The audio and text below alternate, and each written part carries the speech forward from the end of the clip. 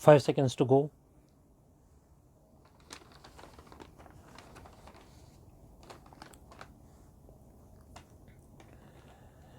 Start.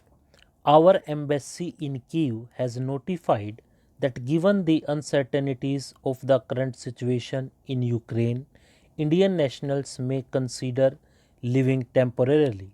It reads like a precautionary step judiciously preempting accusations of apathy. At the same time, the war hysteria appears to be petering out. There was never going to be any Russian invasion after all. Rather, the Russian objective has been to prevent Ukraine's induction as a NATO member, which could bring the alliance missiles to within 5 minutes of striking distance from Moscow, and that unhappy lands evanescence as a strategic buffer. Yet, do not rule out a Russian intervention in Ukraine. Arguably, there may even be an inevitability about it if Washington continues to ignore Moscow's key demands for security guarantee, NATO's non expansion, non deployment of strike weapons that are a threat to Russia, and in general, Europe reverting to the military and military technical configurations of 1997 positions when Russia and NATO signed the founding act. But the good part is intervention remains a hypothesis as of now.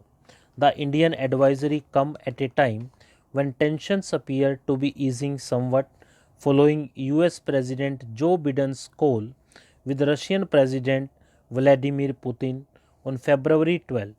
The torrential flow of good news since then signals a shared interest to pull back from the precipice as if protagonists peered into the abyss below and did not like what they saw.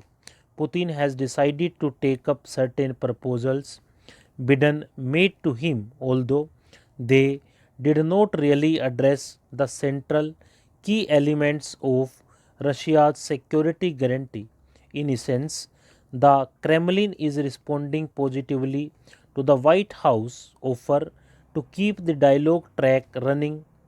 Of course, Moscow is also interested in following up the US offer to discuss secondary issues such as measures to address the problems of land based short and intermediate range missiles and proposals on a range of measures to reduce military risks, confidence building measures, and military transparency, which are actually almost entirely old Russian proposals that Washington had previously ignored.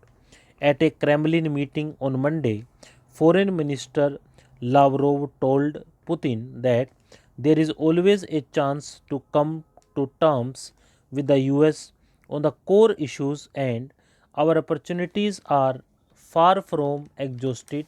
I think we should still continue to pursue and build on them at this point. This breaking news evoked a rare positive utterance from the White House. We are actively working to reach a diplomatic solution to de escalate the crisis. The path for diplomacy remains available if Russia chooses to engage constructively. It remains unclear which path Russia will choose to take. Clearly, we would prefer the path of diplomacy. Lavrov had since spoken to the US Secretary of State Antony Blinken at the latter's initiative. The Russian readout says, on our part, it was stressed that it is necessary to continue joint work. Lavrov called for a pragmatic dialogue on the entire spectrum of issues raised by Russia with a focus on the principle of indivisible security.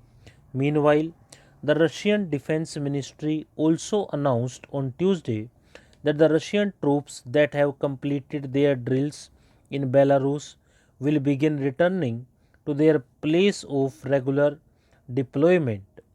Similarly, the troops of Russia's southern military district have begun returning to their permanent bases too after drills in Crimea. Stop.